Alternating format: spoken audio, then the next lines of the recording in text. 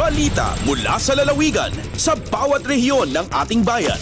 Dito sa Ang Pilipinas Ngayon.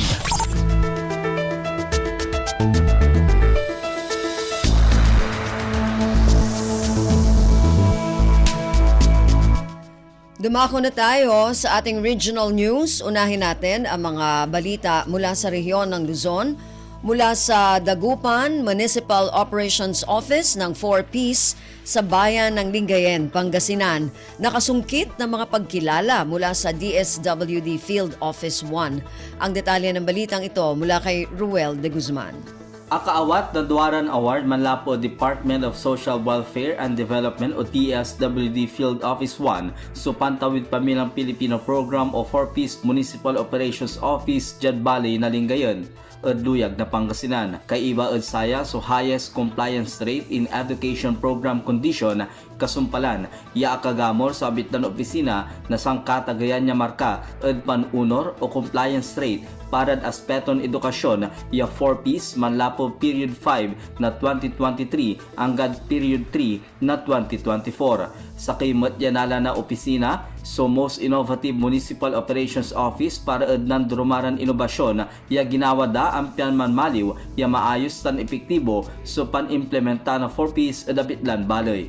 Katakot-luya, impasabi na lokal ya gobyerno na bali na Lingayen so pambati da ad Municipal Operations Office ng 4Ps ad Lingayen para ad nawad daran pankabat na lapo ad DSWD Field Office 1. Malalapod RP Dagupan, Shaks Ruel de Guzman para Radyo Pilipinas World Service. Balita mula sa lalawigan sa bawat rehiyon ng ating bayan.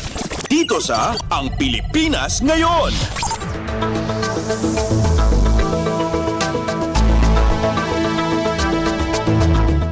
Maraming salamat, Ruel. Yan ang ulat mula sa Dagupan. Samantala, dumako naman tayo sa Bontoc. Pagbibigay ng mga module at reading material sa panahon na kanselado ang klase, isinulong ng mga guro sa mga paaralan sa Mountain Province upang hindi maudlot ang pag-aaral ng mga mag-aaral. Ang detalye ng balitang ito mula kay Donna Kawis Balyo. Panangitad iti module ken reading materials ipatpatungpal dagiti eskwelaan ditoy Mountain Province tapno agtultuloy ti panag-eskwela dagiti estudyante gapo iti nagsasaruno a bagyo nagsasaruno met ti panakakansela ti klase maibasar iti DepEd Order number 037 series of 2022 ken direktiba dagiti lokal a gobyerno. Inlawlawag ni Bontoc Central School Officer in Charge Genoveva Afidjao mangitad da iti modules ken reading materials tapno agtultuloy latta ti panag-adal dagiti estudyante uray addada iti pagtaengan. Innayon na kasapulan ti tulong dagiti parientes wenno guardian tapno masuruan dagiti ubing. Nagpanawagan pay isuna kadagiti parientes at tutukan ti anak da amang adal iti lessons da iti module ng runa tadandani ti exams. Manipod dito'y Bontoc, Donna Kawisbalyo para sa Radyo Pilipinas World Service. Balita mula sa lalawigan sa bawat rehiyon ng ating bayan. Dito sa Ang Pilipinas Ngayon.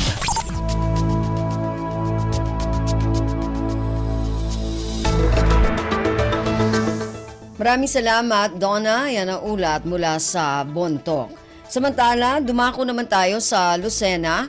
Military Bridge ilalagay sa Agoncillo, Batangas upang mahatiran ng tulong ang barangay Bilibinwang at Banyaga na naapektuhan ng Bagyong Christine.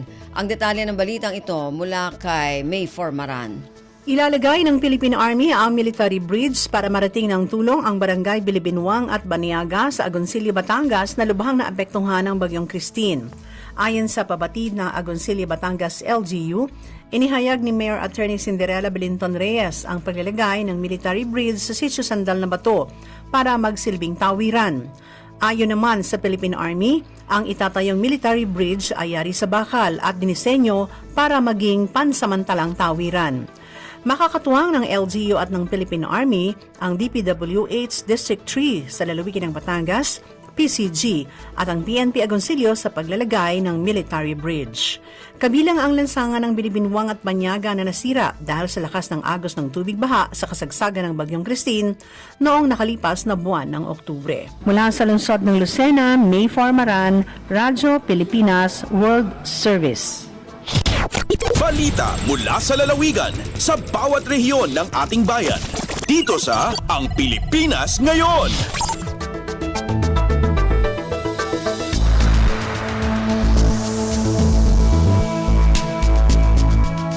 Maraming salamat, May. Yan ang ulat mula sa Lucena.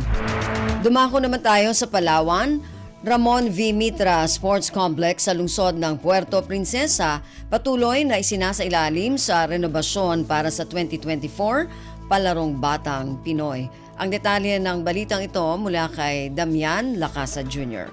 Padayon ang pag-renovate ang pasilidad ng Ramon V. Mitra Sports Complex para preparasyon ang Palarong Batang Pinoy na digi sa siyudad ang Puerto Princesa ipapastara. Magasimula diyang sports competition tingad Nobyembre 23 hanggang Nobyembre 28 diyang dagon.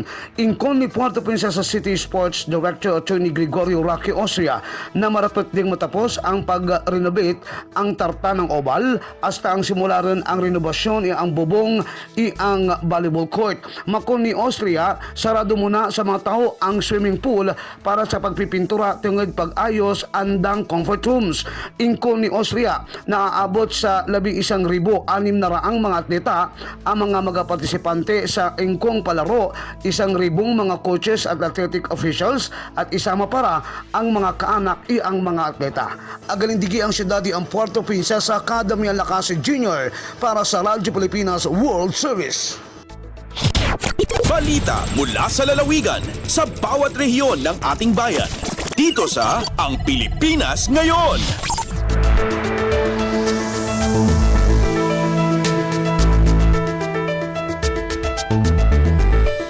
Maraming salamat, Damian. Yan ang ulat mula sa Palawan at kabuuan na ulat mula sa rehiyon ng Luzon. Samantala, dumako naman tayo sa rehiyon ng Kabisayaan. Mula sa Calbayog, Department of Public Works and Highways, Samar 1st District Engineering Office, nagtayo ng 7 multi-purpose buildings. Ang detalye ng balitang ito mula kay Suzette Pretencio. Nagtindog ang Department of Public Works and Highways o DPWH Samar 1st District Engineering Office sa 7 nga multi-purpose buildings o MPBs nga adton sa mga magkadurodelain nga barangay sa munisipyo sa Santa Margarita ngan munisipyo sa Tarangnan, probinsya sa Samar. Ginpondohan ang proyekto sa ilarom sa General Appropriations Act o GAA Fiscal Year 2024 nga may kabugusan nga contract amount sa 20.49 million pesos. Ang mga nasabi nga MPBs in Mao ang masunod: completion sa covered court sa Barangay Poblacion E, Barangay Poblacion B, Barangay Santa Cruz ngan Barangay Kabungaan sa munisipyo sa Tarangnan, covered court sa Barangay Avellino ug Barangay Nabulo sa munisipyo sa Santa Margarita, samtang magsiserbi naman nga health center ang gintindog nga MPB sa Barangay Libukan Guti sa Bungto sa Tarangnan. Sumala sa DPWH Samar 1st, nanginginahanglan ang ini nga mga nasabi nga barangay sa MPBs para sa pagbubuhatan sa mga magkadordelain nga aktibidad sa era komunidad, sugad sa meeting, social gatherings ug health-related activities. Tikang sa Radyo Pilipinas Calbayog, ini si Suzette Pretencio para sa Radyo Pilipinas World Service. Balita mula sa lalawigan sa bawat rehiyon ng ating bayan. Dito sa Ang Pilipinas Ngayon. Maraming salamat, Suzette. Yan ang ulat mula sa Calbayog at kabuuan na ulat mula sa rehiyon ng Kabisayaan.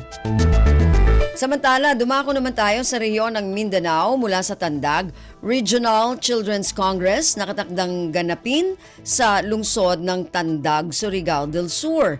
Ang detalye ng balitang ito mula kay Raymond Aplaya. Nakatagdang ipahigayon din sa syudad sa Tandag, Surigao del Sur ang Regional Children's Congress. Sa interview sa Radyo Pilipinas Tandag, gibutiag ni Hershey Nunez, ang Provincial Social Welfare and Development Officer sa Surigao del Sur, nga nakatagdag kini ipahigayon sa balabot nga Nobyembre 22 ngadto sa 24 nining tuiga. Sumala pa nga ang maong aktibidad ang kabahin sa Children's Month celebration ning bulan sa Nobyembre. Sigun niini nga ang probinsya sa Surigao del Sur mo'y magsilbing host niini karong tuiga. Gilauman nga pagapartisiparan kini sa ilang mga counterparts sa uban pa mga partner stakeholders, kauban ang mga kabataan gikan sa ubang mga probinsya dinhi sa riyon sa Caraga. Gikan sa Radyo Pilipinas Tandag, kini sa Raymond Aplaya, alang sa Radyo Pilipinas World Service. Balita mula sa lalawigan sa bawat rehiyon ng ating bayan. Dito sa Ang Pilipinas Ngayon. Maraming salamat Raymond na naulat mula sa Tandag at kabuuan na ulat mula sa rehiyon ng Mindanao. Narinig po ninyo ang ating regional news.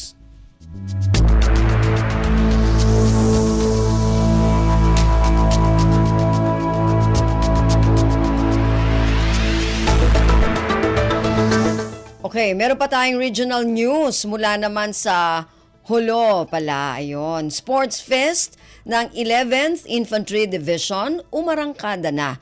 Ang detalye ng balitang ito mula kay Fatma Gino. Tiyagnan na sina kahapon in a pre-anniversary Sports Fest in 11th Infantry Lactan Division sa Philippine Army. Ha-covered court haini dito ang Camp General Teodolfo Bautista, Barangay Busbus, Hulo, Sulu. Liamuran in Intercolor Sports Fest 2024. Sina duwang-duwang unit, sina Army Habinaybayan na paghauhanan. Major General Leonardo Peña, Minakura, sin 11th ID, Iban sin Joint Task Force Orayon. Bangadunon kay Lieutenant Colonel Luisita Clavesillas, amin G7 sin 11th ID. Bahagi ini sin pakaladyaan na pagsabo sina anniversary nila, hamon naman ang kapitong simbulan December hatahon yan, hamaksud mapahugot pa, inpalsugpatan nila mga kasundaluhan. Maunday sabihan, inapalarong Pinoy, hapit siyang putagwalo, simbulan ini November. Aming papaon ni Sab, sindeng nga 15 Civil Military Operations Battalion. Dahil nga RP Holo, ini Fatma Diligino para Radyo Pilipinas World Service. Balita mula sa lalawigan sa bawat rehiyon ng ating bayan.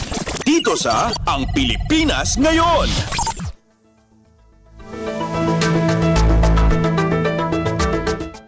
Maraming salamat Fatma, yan ang ulat mula sa Hulo at kabuang ulat mula sa rehiyon ng Mindanao.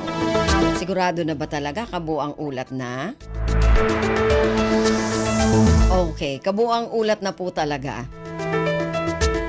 Narinig po ninyo ang ating regional news para sa araw na ito. Kalipunan ng mga balita mula sa iba't ibang rehiyon at lalawigan dito sa Pilipinas.